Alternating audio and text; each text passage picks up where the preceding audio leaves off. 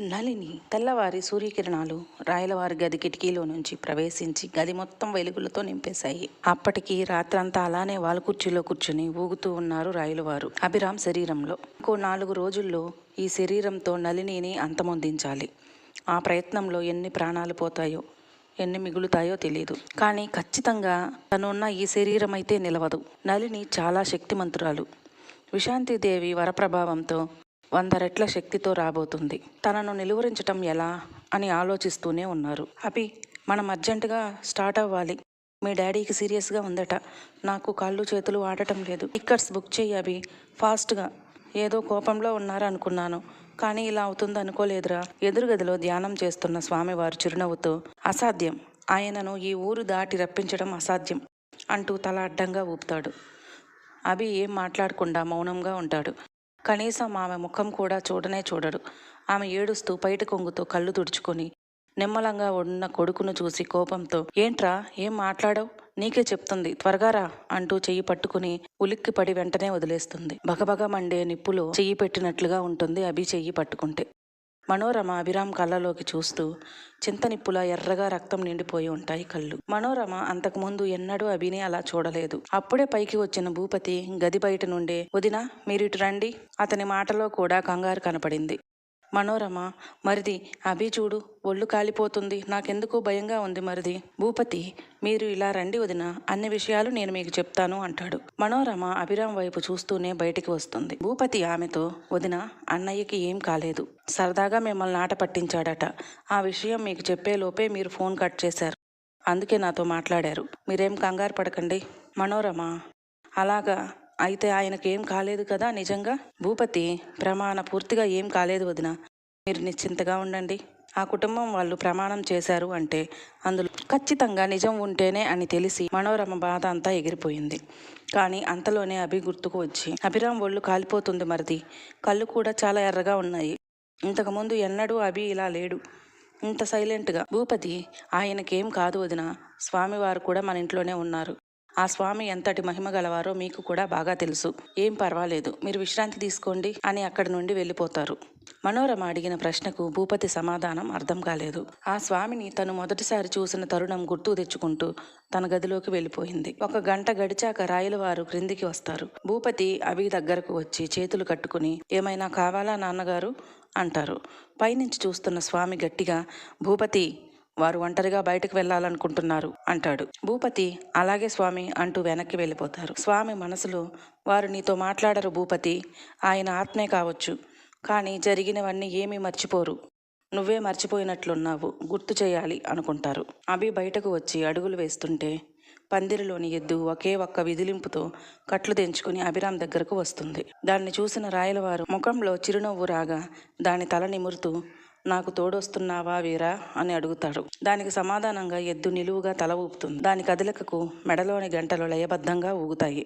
సరేరా, ఇన్నాళ్ళు బందికానాలో ఉన్న నీకు కొంత స్వాంతనగా ఉంటుంది అని చెప్పగానే ఎద్దు దాని నాలుకతో ఒళ్ళు మొత్తం నాకుతుంది. అలాగే, ఇక బయలుదేరదాం అనగానే మళ్ళీ సీరియస్గా రాయలవారిని అనుసరిస్తుంది అది. రాత్రి జరిగిన విషయం అభికి చెప్పాలని అప్పుడే అటుగా వస్తున్న చందు అభి బయటకు వెళ్తూ ఉండడం చూసి, బావా, అభిబావ అని పిలుస్తూ వెనకే వెళ్తుంది. వెనక ఎవరో పరిగెడుతూ రావడం విన్న ఎద్దు ఒక్క ఉదుటన ఎగిరి వెనక్కి తిరిగి చందుకి అభికి అడ్డంగా నిలబడింది, కోపంగా చూస్తూ. దాని ముక్కు వదులుతున్న శ్వాసకి నేల మీద మట్టి ఎగురుతోంది. చందు ఒక్కసారిగా జడుచుకుంది. దాన్ని చూసి భయపడుతూ నోట మాట రాక ఆగిపోయింది. అభి వెనక్కి తిరిగి చందు వైపు చూసి ఎద్దు మోపురం మీద నిమురుతూ ముందుకు తిరిగి నడుస్తాడు. ఎద్దు మళ్ళీ అభి పక్కనే నడుస్తూ వెళ్తుంది. చందు కూడా 2 అడుగులు దూరంగా వారి వెళ్తుంది. బావా, దీన్ని ఎందుకు తీసుకొచ్చా? ఎంత భయపడ్డానో తెలుసా? అభి ఏం మాట్లాడకుండా మౌనంగా ముందుకు వెళ్తూ ఉంటాడు. నీకో విషయం చెప్పాలి బావా, ఆ రోజు నేను చెప్తే ఎవరూ నమ్మలేదు. రాత్రి మా ఇంటికి వచ్చింది తెలుసా? ఆ అడవిలోని పిశాచి నా గొంతు పట్టుకుని చంపబోయింది అనగానే అభి టక్కున ఆగిపోతాడు. చందు ఎద్దు ఉన్న వైపు కాకుండా అభికి కుడివైపుగా వచ్చి, అవును బావా, నిజం, రాత్రి ఎంత భయపెట్టిందో తెలుసా? చచ్చిపోతానేమో అనిపించింది. అభిరామ్ చందు కళ్ళలోకి ఒక్కసారి చూస్తాడు. అభి కళ్ళు ఎర్రగా ఉండడం చందు గమనించింది. బావా, నీ కళ్ళు అంటుండగా అభిరామ్ చెయ్యి ఎత్తి చూపిస్తాడు ఆగమన్నట్లుగా. తన ప్రియమైన వస్తువు నీ దగ్గర ఉన్నంత వరకు మళ్ళీ మళ్ళీ వస్తూనే ఉంటుంది. కనిపించేంత అందమైనవే కాదవి, అంతకు మించి ప్రమాదమైనవి కూడా అని చెప్పి వడివడిగా వెళ్ళిపోతాడు. చందు ఒక్కసారిగా షాక్ అయిపోతుంది. ఆ విషయం అభికి ఎలా తెలుసు అని. తనకే ఇప్పటికీ గుర్తు రాలేదు ఆ విషయం. ఏమిటి స్వామి మీరనేది? అంటే ఆయన మౌనానికి అర్థం ఇదా అని కళ్ళనీళ్లతో అడుగుతాడు భూపతి. అవును అంటూ మర్మంగా తల ఊపుతాడు స్వామి. కానీ అది జరిగి 5 ఏళ్ల పైనే అయిపోతుంది కదా స్వామి, ఇంకా ఆయన మర్చిపోలేదా? బాధగా అడుగుతాడు భూపతి విషయం ఎప్పుడో జరిగినా దాని పర్యవసానం ఇప్పుడు అనుభవించడం లేదా? అందరం ఆత్మలకు ఇన్ని ఏళ్ళు అయింది అని ఏదీ ఉండదు. చనిపోయినప్పుడు వారు ఏ భావంతో ఉంటారో ఆత్మకు శాంతి లభించే వరకు అదే భావంతో ఉంటారు. అందుకే కదా నళిని ఆత్మ కట్టుదిట్టం చేయడం అసాధ్యమవుతుంది. భూపతి మాటలు రాక మోగబోయి ఉంటాడు. అక్కడి నుంచి వెనుతిరుగుతుండగా భూపతి ఒక్క మాట, ఇంకా 4 రోజులే సమయం ఉంది. గుడి ప్రాంగణం శుభ్రం చేయించు, పూజకి కావాల్సిన వస్తువులు సిద్ధం చేయు, అలానే అమృతను ఆహ్వానించడానికి మిత్రను తయారు కమ్మను. పరిస్థితి చేయిజారినప్పుడు మనకున్న ఏకైక చివరి అస్త్రం మిత్ర. భూపతి అలాగే స్వామి. భూపతి బయటకు వస్తున్న శబ్దం విని బయట నుంచి వారి సంభాషణ అంతా విన్న రంజన పైట కొంగు నోట్లో కుక్కుని వేగంగా తన గదిలోకి వెళ్ళిపోతుంది. భూపతిని పిలుద్దామని వచ్చిన రంజన నళిని అన్న పేరు విని బయట ఆగిపోతుంది. అంటే తన అక్క నళిని విడుదల కాబోతుందా? పగతో రగిలిపోతున్న తనను నిలువరించలేకపోతున్నారా? భయంతో చెమటలు పడుతున్నాయి, చేతులు వణుకుతున్నాయి. చివరి క్షణంలో నళిని అన్న మాటలు గుర్తొచ్చాయి. కామంతో కళ్ళు నెత్తికెక్కి అందరి ప్రాణాలను బలి తీసుకున్న నిన్ను, నీ కుటుంబాన్ని అంతం చేస్తాను. మీరు చేసిన పాపాలకు తగిన శిక్ష వేస్తాను. ఏ నాటికైనా నీ వంశం సర్వనాశనం చేస్తాను. ఇక్కడ ఉన్న ఏ ఒక్కరిని వదలను.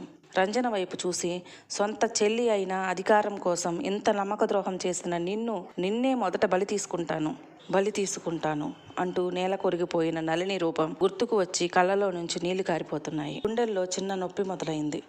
వెంటనే ఏదో గుర్తు వచ్చి తన గది తలుపులు కిటికీలు అన్నీ మూసి చెక్క అలమరా దగ్గరకు వెళ్తుంది. తలుపు తీసి తన బట్టలన్నీ బయటకు తీసి ఖాళీ అయిన ప్లేస్లో లోతుగా ఉన్న బాక్స్ పై ప్లేటును పక్కకు జరపగానే అక్కడొక అర ఉంటుంది.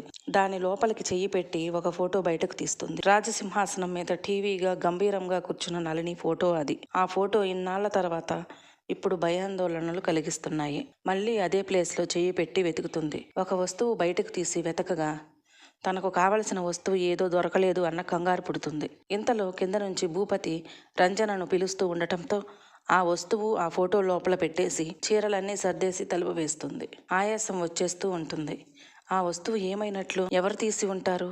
ఎవరికి తెలిసిపోయింది అన్న టెన్షన్ అంతకంతకు పెరిగిపోతుంది. మళ్ళీ భూపతి పిలవడంతో తలుపు తెరిచి ఆయాసపడుతూ ఒకేసారి కింద పడిపోయి స్పృహ కోల్పోతుంది. రంజన వెతుకుతున్న వస్తువు ఏమై ఉంటుంది? మీలో ఎవరైనా గెస్ చేస్తే కామెంట్ రూపంలో తెలియజేయండి. మన వీడియోలు మీకు నచ్చినట్లయితే ప్లీజ్ లైక్ చేయండి, షేర్ చేయండి, సబ్స్క్రైబ్ చేసుకోవటం మాత్రం మర్చిపోకండి. Thank you.